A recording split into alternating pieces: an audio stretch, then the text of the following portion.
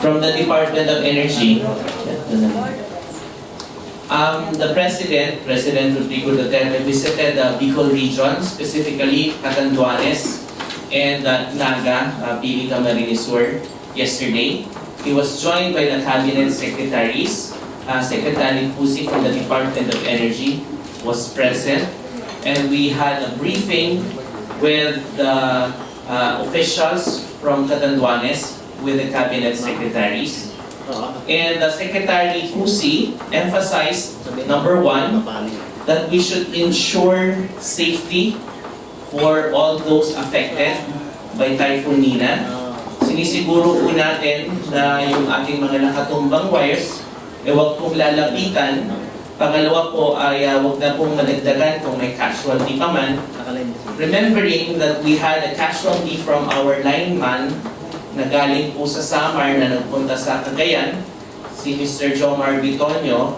So we want all the linemen to be properly clothed with protection para masiguro po na lahat po ng magre-restore, lahat ng involved sa restoration of power ay safe.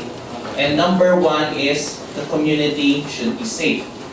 Secondly, ang pakiusap po ng Department of Energy and the Energy Family is to ensure that we guard all our facilities, the energy facilities and equipment. Hindi po sila mawawala para mas mabilis po ang pag-restore ng ating mga kuryente sa ating mga komunidad.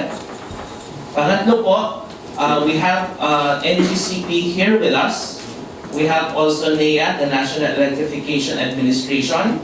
And we also have NAPOCOR for the off-grid areas. Para po mag-appoint po tayo ng focal persons, para masiguro that well-coordinated ang ating restoration activities. So we are coordinating through NEA and the Power Bureau of the Department of Energy directly to the general managers of the concerned distribution utilities, the electric cooperatives, and also the power plant managers.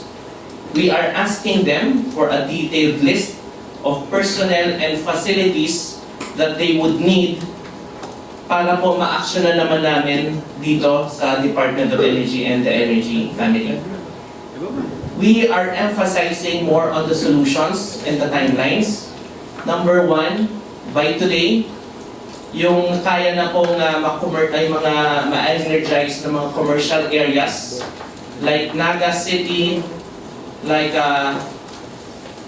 sa commercial areas ng Camarines Norte, yung commercial areas ng Albay, specifically po malaman natin kung kailan ma-energize. So by today, Naga City, by last night, Naga City, yung commercial area ay na-energize na po natin. That's Camarines Sur. Yung Virac po, dapat by today, na-energize na rin po, especially the hospital and the government agencies. And before 2017 comes in, all commercial areas we are targeting na ma-restore na po yung kuryente. Why are we concentrating in these areas?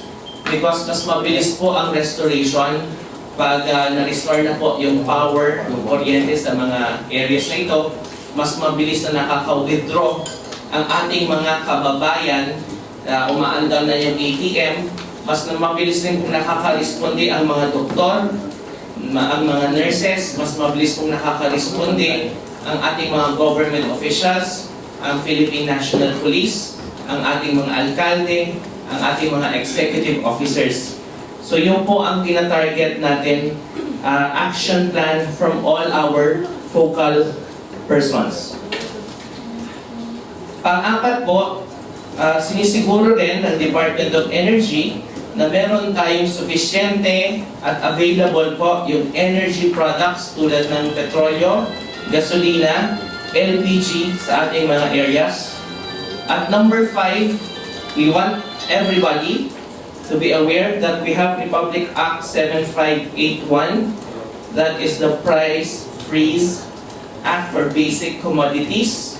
Pag nagkakaroon po tayo ng kalamidad, so sa amin po sa energy, yung mga electrical supplies, basic commodity siya, yung mga bombilya, Yung basic necessity po, kasama po dyan yung for household use na LPG.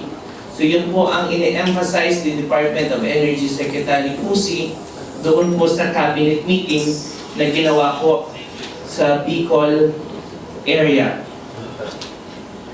Now specifically, kaya po nandito ang NAPOCOR dahil sa unang landfall, it concerns a spot area or the area that is off-grid, yung hindi po konektado sa NGCP. So we talked about Catanduanes. Ang pinag-usapan po doon ay ang focal person, appointment ni Board Member FOPA, at yung General Manager po doon, OIC General Manager Peter Amaro, at kasama po yung NAPOCOR Grid Manager na si Mr. Edwin Catel. So, paano po ba natin pakikita sa isang spot area dahil pupunta po tayo doon sa grid area na mas malaki? Number one, kung chinecheck natin kung saan manggagaling yung kuryente. So, chinecheck po natin muna yung generators. At ang nakakatuwa po dito sa Catanduanes, available po ay 6 megawatts na diesel power plants. Available na po siya mag-deliver ng kuryente from the NAPOCOR and CGPI. Ang kailangan lamang po natin ay mabubungan yung ating generators doon.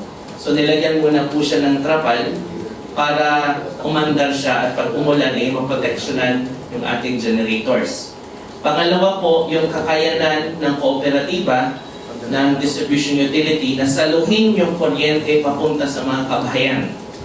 At naroon na po na pupunta yung koordinasyon natin from the power plant ng NAPOCOR to NEA and the electric cooperatives. So ganun po ang nagiging flow at sinisiguro natin na yung tina-target natin priorities, commercial areas, government areas. At because of that, we are closely also monitoring with the community. Secretary Pusi is asking all focal persons to report to the Department of Energy via text or chat sa Viber or whatever app na ini-embrace ng grupo. Everyday po yan para masiguro natin that we are all on track. And for Catanduanes, we are targeting na, sabi ng Secretary, kahit suntok sa buwan, by today, Virac ay ma-energize. At within 2 weeks, the entire Catanduanes will be energized. Kaya tinitingnan natin yung damage, ilang poles ang kailangan, ilang tao ang kailangan, at dyan rin po muli pumapasok yung Department of Energy at National Electrification Administration para masiguro na yung mga pangangailangan sa tao at sa kagamitan at sa pondo ay nabigyan po yung ng listahan kami dito sa central offices at para po makapag-deliver tayo. May pakiusap rin po ang NGCP dahil nagbabiyahe na po yung kanilang emergency restoration system na nanggagaling doon pa sa norte dahil we have, as it will be reported by NAPOCOR later, we have 34 facilities that are down.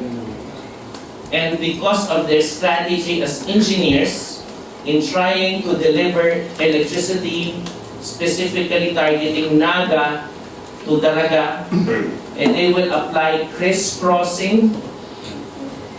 Pinapadaan po sa mga iba't ibang daanan yung kuryente at ang galing ng solusyon, 34 yung bumagsak, gagamitan lamang ng siyam na ERS for one segment, for example, para makarating yung kuryente sa Legazpi City, sa Sorsogon City, sa Ligao. Yung tabako po, medyo mahirapan pa tayo, but the strategy is already there so that before New Year, we are targeting these areas to be restored yung kanilang kuryente. So yung ERS po ay bumabiyahe, and the Department of Energy has already written NDRRMC para wag harangin yung trucks na manggagaling, nagdadala ng mga ERS facilities na ito from the north going to the south. Bakit galing sa norte? Dahil po galing po tayo sa Typhoon Lawi. So dito naman po tayo sa Typhoon Nina. So dumadaan na po yung ating mga trucks, cargoes na magdi-deliver nito.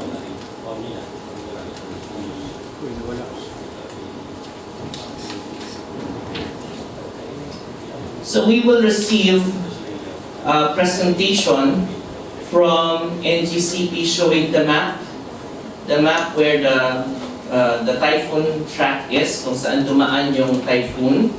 So alam naman natin sa Bato, Catanduanes, first landfall, second landfall, Sangay, Camarines Sur, which is my area. That's why we are really focusing on the details here. Tiwi, crisscross po siya papunta ng Naga City, Pili, Iriga City. So yun po ang maganda, yung Naga City na energized na kahapon at magpapatuloy pa po yung buong Naga City papuntang Iriga by today. At dumiretso po yan, lumabas sa dagat muli, tumama sa southern portion ng Quezon, and then tumama na naman siya dito sa Marinduque. We just talked to the General Manager of Marinduque earlier. That is the district of Congressman Velasco, who is the chairman of the Committee on Energy. And then it reached the northern part of Mindoro and Batangas. So nandun po sa gitna. Mindoro is where Secretary Pusi comes from also. So medyo personal po itong mga lugar na ito sa mga nanunungkulan sa Department of Energy. At dahil po dyan, we are committed naman po talaga yung Department of Energy with the Energy family in working during the holidays para ma-restore kaagad yung power. So if the NGCP is already ready with their presentation, I give it to Sir Hit for the slide presentation. Thank you, Mr. Wimby. Good morning. I'm Hilly Stano from Operational Maintenance of NGCP, to all our friends in the Energy family and to our media network covering this presentation or this briefing. This is the simple presentation of NGCP. Thanks. Of course, we all know that this is the track of typhoon. Basically, the whole southern Luzon, beginning from Cavite to Batangas, Laguna, Quezon, down to Bicol area, were affected by the typhoon. Next. Of course, this is the background. Last night, the typhoon exited around 2340. It's already outside the part of the Philippines. Next. This is the sequence of what happened. From the map, you can see the most affected area is the area of Camarines Sur. All of the facilities of NGCP from Quezon up to Laguna to Batangas and Cavite were already restored as of today. The concentration of NGCP now is on the remaining lines serving the areas of Naga, Albay, of course the Gaspi, this is the cellular, going to Sorsogon. From this presentation, we can see that Naga Labo 3 plus December 25. But until now, it is not yet restored. Next. Then Naga TV was out December 25, 1953, not yet restored. Then Naga TV, around 2008, not yet restored. Then Naga Daraga, this portion. This is the concentration now of NGCP. We're doing a lot of strategies to restore this line so that we can energize the whole of Albay, the Gaspi. Once we can energize Albay, we can also energize Sorsogon. Next. Other remaining lines are Naga TV, out December 25, 2029, still out. Next. We have Naga TVC line 2, the alternative line, still out. Then the Naga Labo, line number 2, still out. But Labo was energized last December 26 at around 11:56 because we have the power coming from Gumaka, which is connected to Kalayaan, going to the grid. Thanks. The portion of the TV, wherein we have the geothermal plants, it has a capacity of more or less 200 megawatts still out. Then we have these additional lines coming from Tayabas. The one serving now Naga is coming from Tayabas, which is line number 2. We have this line. That's why Naga is energized. And the city of Naga was energized last night at around 10:47. Then Tayabas Naga line 1 will be energized today, this one, so that we can connect two lines. And that's part of our strategy. We call it redundancy in -1. So that in case line 1 and line 2 will trip, we have another one, or vice versa. And this is a requirement so that we can energize this Naga HVDC. This is our link going to Visayas, to Ormoc. We need to energize this one. Once energized, these two lines, we can use now the output going to Naga converter to convert the electricity from AC to DC. Then we will energize the link so that we can tie the connection of Luzon to Visayas. And that would make our system more reliable. Because this submarine cable connecting Sorsogon to Alin has the capacity of 400 megawatts. In average, we have a 200 megawatts load. Next. The other portion going to Kalayaan was already energized last December 26. Then we have a very important line. This is our 500, our backbone. The line connecting Cavite to Ilihan. Ilihan has an output of 1,200 megawatts. This line trips last December 26. But we have already cleared all the lines connecting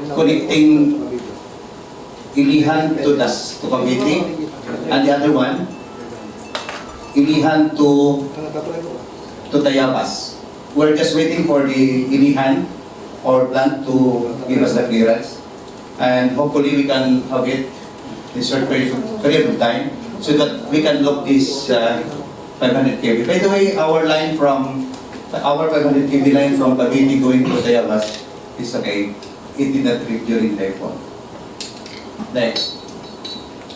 This is now the second line. Then, as a highlight, we have energized Daet, Wilson, Basot, part of the Camarines Norte, last December 26 at 11:56. We have no problem in this area, especially the lines going to Paracali and Talisay. Then the other highlight, of course, it was mentioned by Yusik Wilby a while ago, Naga City was energized 22:47, December 26, energizing the city of Naga. Now, this is the affected facilities. We're concentrating on the District 3, which is the area of Camarines Sur, Camarines Norte, Albay, and Sorsogon. As you can see, we have two 350 kV HVDC. This one will be energized today.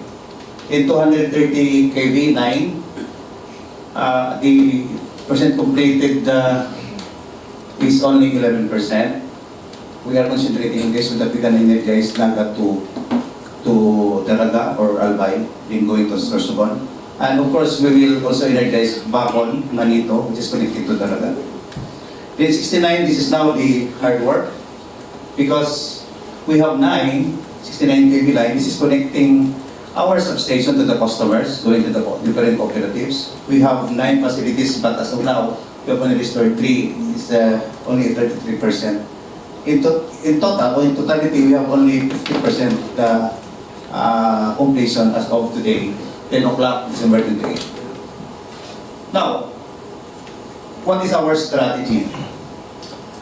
As of this moment, as of 10 o'clock, we receive this statistics. For 230 kV, we have 34 top volt towers. We'll show to you later on the exact location. Then for 69 kV lines, this is the sub-transmission lines connecting NGCP substation going to the customers. 211 leaning, 320 top volt, and 15 broken. Or less total of 581 affected false cross line kV and 34 top volt towers. Leaning is just like this, but we need to restore it to its position because for 69 kV lines, its strength depends on the guide wire. Top volt is down, flat, but we can still do something on it. If it is not broken, we can still restore that. But the other one is, when it's broken, we have to replace. By the way, we have a lot of steel poles in the area and a lot of VRS. As mentioned by Yusik Kevin a while ago, we need only to, we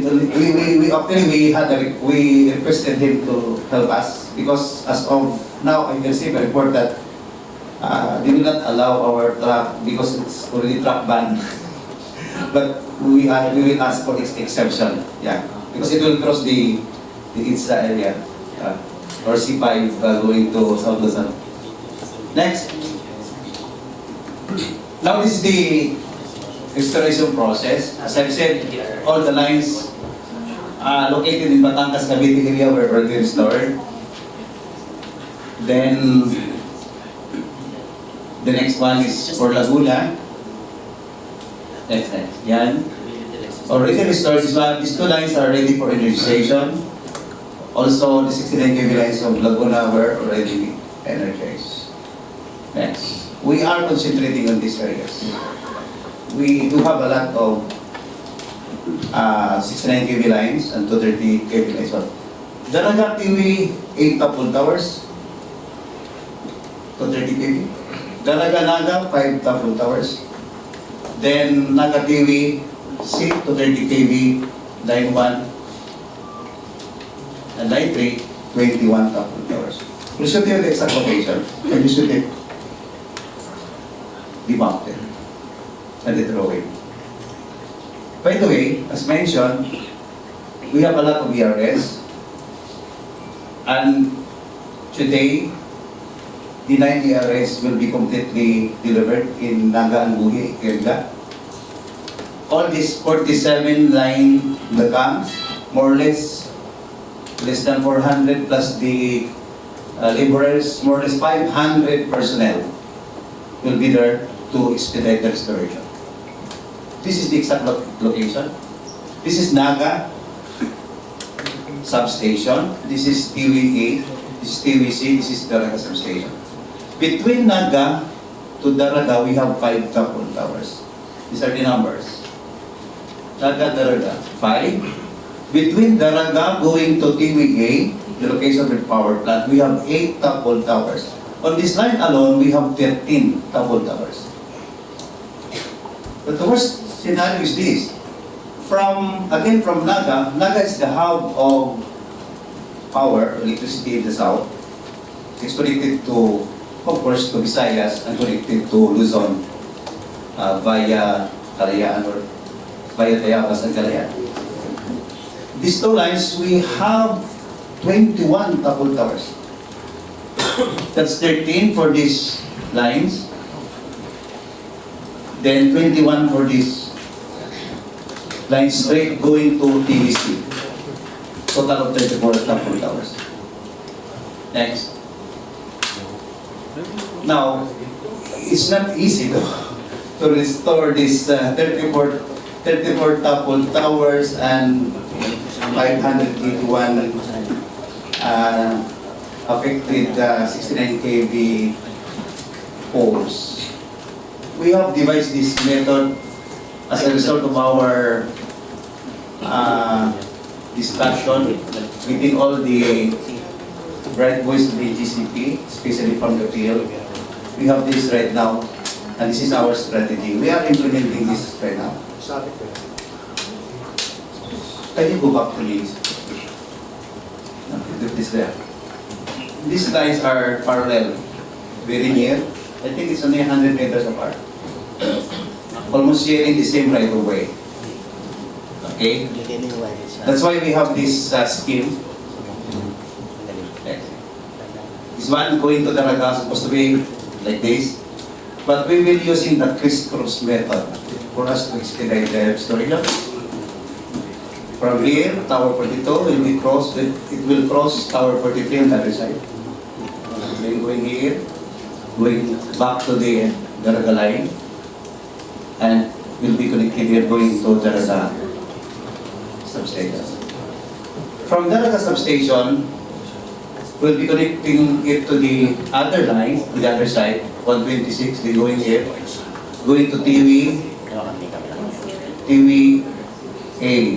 going to TV substation. This kind of strategy will only utilize 9 ERS, unlike the other one will be utilizing 34. If we will do it 1:1. But this one, we can use only 9 ERS. But it's not easy, of course, because we need to clear the area, we need to check the right of way, we need to ask the help of the LGUs, and of course, we'll tap the contract, the local workers to help us to expedite this one.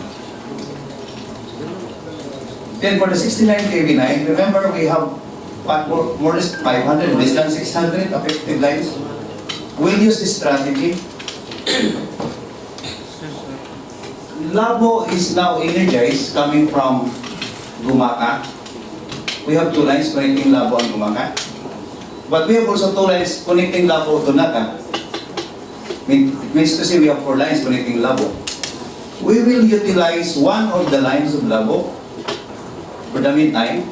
Remember, this is only a temporary solution for us to deliver power to the customers, the commercial centers, as mentioned by Music Verdi in the area. We will utilize this line. Instead of restoring the coupled, broken, and leaning, we'll use the 230 because this is very new. We will energize the 230 kV design tower and conductors. We'll inject 69 kV to supply Costa Rica 2, Costa Rica 1, and the rest of the customers going to Pili, Lagunoy, and the rest of the customers. Part of it will be going to Casoreco 3, 4, to the end Goa. Okay. Well, these are some of the pictures taken by our helicopter.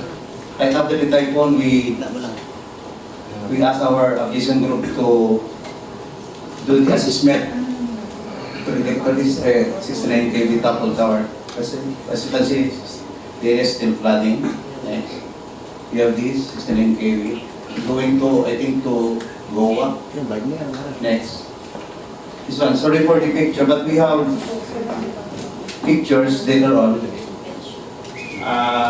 Real pictures, because this one was taken by our pilot, and during the time still the weather is not good. That's why it's blurred. But we have this couple towers. Okay, next. Okay, can you go back to the couple towers? The position of towers. Okay. Now we'll ask where's Sorsogon. Sorsogon is connected to Daraga. Once we can energize Naga Daraga, we can also energize Sorsogon. Okay. Now maybe we'll ask what is ERS? It's an emergency restoration system. We should do the picture. This is the one being used by NGCP and every other utilities in the world. Yeah. This is a standard ERS assembly.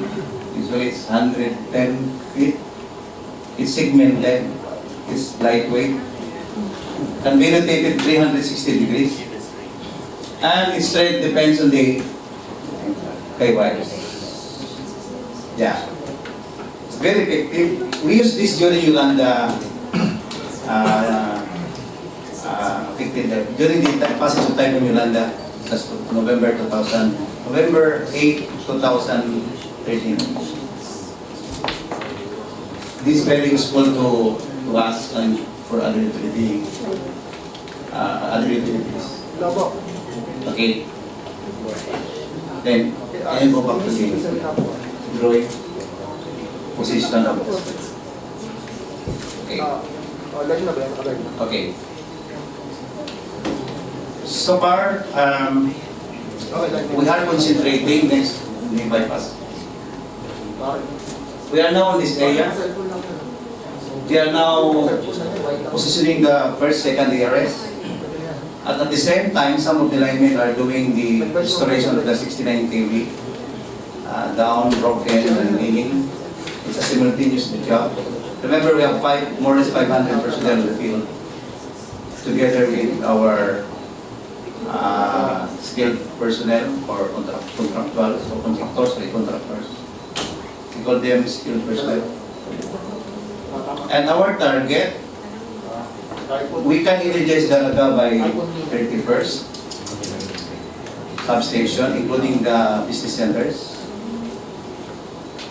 together with Sursubon, December 31st, and some of the lines connected to both the substation, Dalaga and Sursubon.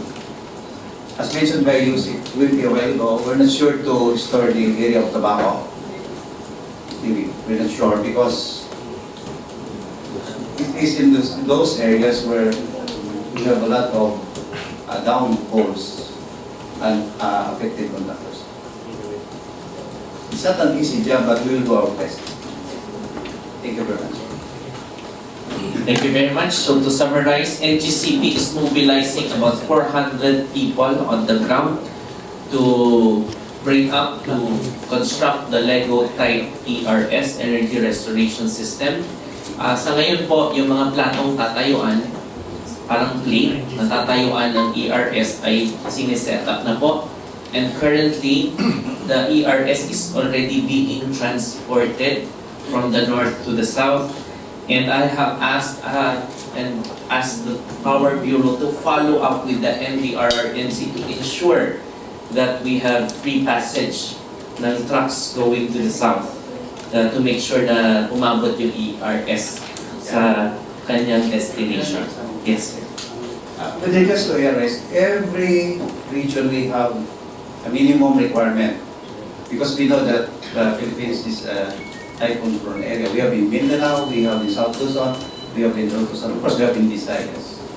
But this kind of typhoon coupled 34, and that's more than the minimum requirement of South Luzon. That's why we are now transferring some of the ERS from North Luzon. In case we can also get ERS from Visayas and also from Mindanao, so that we can add on to what we have in South Luzon. We have ERS in South Luzon, but it's not sufficient. And so in addition to the energized commercial areas like Naga and Virac energized by today, we are targeting before December 31, 2016, the other cities like Ligao, Legazpi, even if mahirap, targetin pa rin po natin yung Tabaco, Sorsogon City, at yung mga nasa gitna kung mga dadaanan yan, sisigurungin din natin na energize. And now to move on, so 400 people from NGCP plus 100 people on the ground, so about 500 personnel, because the strategy of this administration is to mobilize as many personnel and to ensure that the facilities are in place para mabilis ang restoration. We now have Task Force Kapatiran from the National Electrification Administration. This is a group of linemen who are volunteering their expertise, their technical expertise, And we have Administrator Ed Masungsong. He comes from Mindanao, but he also has a heart for the Bicolanos and for those in the southern Tagalog area, kasama na po yung Maroca area, to mobilize the entire NEA and to seek the coordination with the cooperatives and the distribution utilities para magsama-sama po at mas mabilis natin maibalik yung kuryente sa mga lugar. So we have NEA Administrator Ed Masungsong. Salamat, Yusik Wimpi, for the initial report. There are actually 16 electric cooperatives that were affected by Typhoon NEA. And then more or less at the initial onslaught of the typhoon, there were 16.13% of the total 1,698,902 connections or household connections that were affected by the typhoon. But immediately, because of the workforce of the electric cooperatives, were able to restore, initially clear the lines, and then later on restore some lines. Reports on the ground says that, as mentioned already, last night at exactly 6:23 p.m. Kasuriko to, especially the Naga City hub had been energized, and we are expecting that Albay will also be energized depending upon the NGCP restoration of their lines. But of course, Iriga City, but we have a hard time as far as the area of Kasuriko Core, especially the Gua area, and of course the one mentioned, Tabaco City. Now, we are doing our best to mobilize some 40 electric cooperatives within the regions of Region 4A, 4B, and of course Region 5, sa Bicol region, including electric cooperatives from Region 3, the Central Luzon, and electric cooperatives from Region 8, the Leyte, Samara area. So that's more or less a total of 40 electric cooperatives helping for the quick restoration of the distribution systems of our affected electric cooperatives, especially in Camarines Sur, and also that includes Catanduanes, as well as Oriental Mindoro. So with the 40 electric cooperatives, more or less, we are estimating a total of 400 linemen at 10 linemen each electric cooperative. So again, that's an additional force on the ground mentioned already by Yusik Wimpi. So the hard hit that includes Fiselco in Catanduanes, Kasuriko 3, that's in Iriga, and Kasuriko 4, that's in Goa, and of course Albay for Aleco or APEC, that's Legazpi City, Tabaco, and the other and Ligao. And the other electric cooperative is Oriental Mindoro, already mentioned, and of course Marindoque Electric Cooperative. And portion of Kiselco 1, the southern portion of Quezon, the Bundok Peninsula, there are 5 towns affected. So, as mentioned, we are mobilizing 40 electric cooperatives with more or less 400 linemen to be mobilized. That forms the task force Kapatid. So for major lines, especially serving the so-called hubs, we expect a 2 weeks time restoration of the distribution system. But for the remote areas, we expect 2 more additional weeks. So, yun ang target natin. And then, we already issued memorandum to the ECs that should be helping the affected electric cooperatives for the quick restoration of the distribution systems. As to funds, initially, NEA can extend 300 million pesos for calamity loan, but we are expecting help from NDRC for subsidy. So I think that is all for now as far as the National Electrification Administration is concerned. Thank you very much.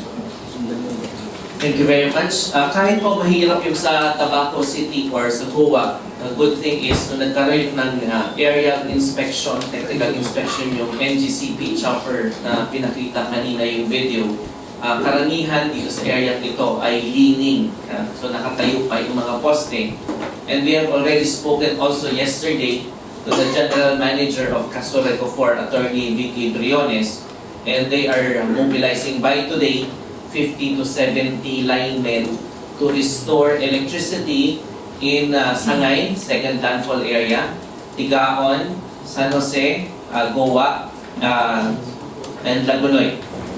So we are also focusing on the Tinambak line and also to the Libmanan line from Naga City.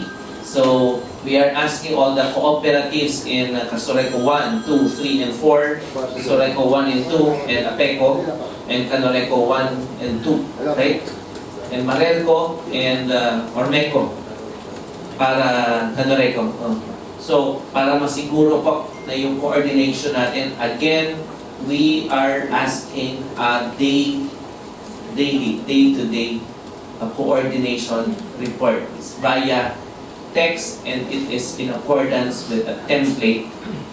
Number 1, focal persons. Number 2, what are your needs? Number 3, what are your action plan? And number 4, the passing of the report. No? Nakalagay na kung ano yung number, kung anong oras pinadala, at para masiguro natin tama na hindi mas madali i-pass yung message. Okay. Now we have from Napocor, Engineer Maruela. He was sent to us by President Gladys Santa Rita. Ano sabi ko pa, Gladys Reyes? Gladys Santa Rita. Sa artista mo tayo ngayon. So, si Engineer Maruela, I already spoke about Catanduanes kanina because the President went there. We were able to coordinate. And he will talk about Marinduque, Marelco, and also Ormeco. So, Engineer Maruela, please, from the National Power Corporation, it involves areas that are off grid. So, sir. Madali lang. Hindi ba ito? Sundan mo yun yan. Sunod, sige, sundan mo. Sundan mo, nakalive ka. Iilos mo na lang. Ay, papunta na. Up daw. Map ng bagyo.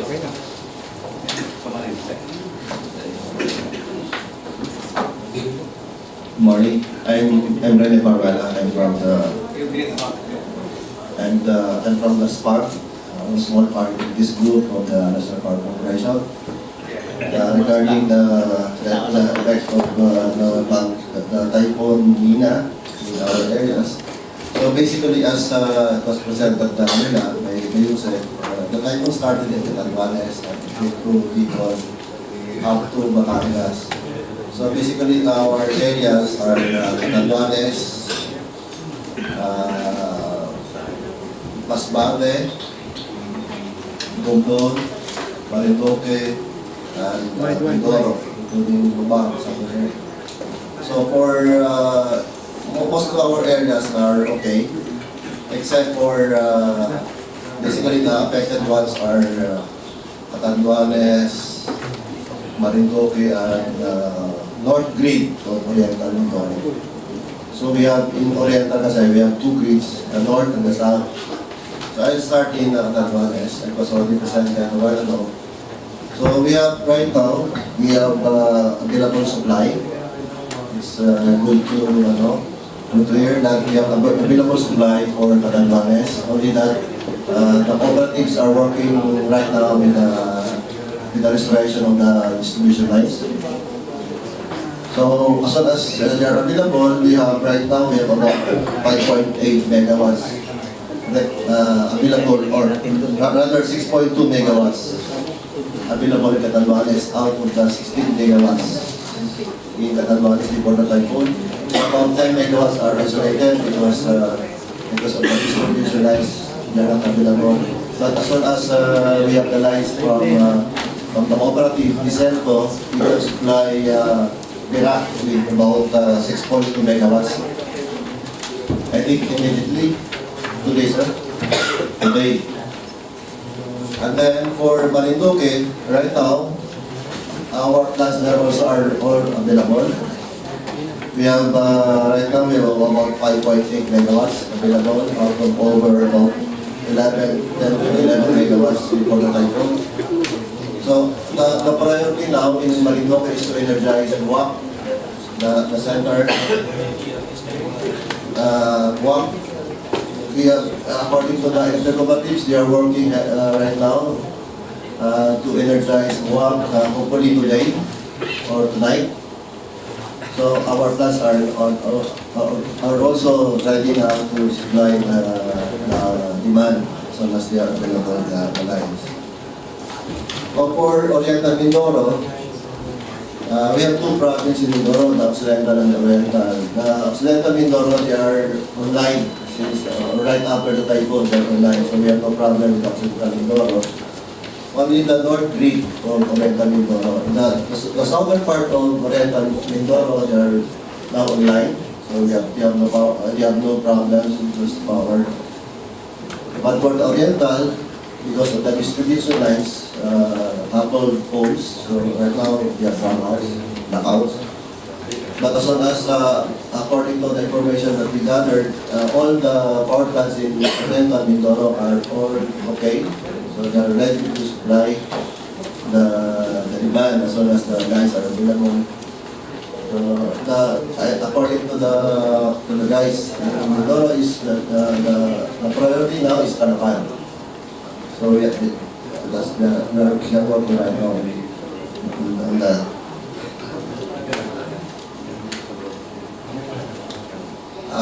Other areas that we are covering, like Romblon, part of Masbate, they are all online since right after the typhoon. So there are no problems in these areas. In some of our small areas, some of our island leaves, they are all available, our plants are all available, except that the lines are not. So we still have to wait. So what we are doing right now is the preservation of our equipment. We need to preserve our equipment so that as soon as the lines are available, we can immediately supply the demand. That's it, sir. Thank you very much. That is from the National Power Corporation. I would also like to inform everybody that Meralco and appointees have called Secretary Pusi, and they are also sending linemen and assistants to the cooperatives that are damaged. So we have additional people. As of yesterday, Secretary Pusi requested the Meralco personnel, the teams from Meralco, to go to Catanduanes, and also for the appointees team to concentrate on the areas in Camarines Sur. So we are informing everybody about all these coordination that we are doing so that we are able to distribute the personnel properly. And the one in charge for that is NEA Administrator Ed Masungsong, assisted by Engineer Ferdy, Engineer Tony from NEA. And for the NAPO core spot areas is President Gladys Santarita, aided by Engineer Rene Baruela, who just spoke earlier. So with that, we are now open for your queries from our friends from media. these things that we are seeing, this is already the policy and this is the coordination that we are delivering to our troops on the ground so that we can act as one and mas mabilis po yung ating pag-uusap. So, questions?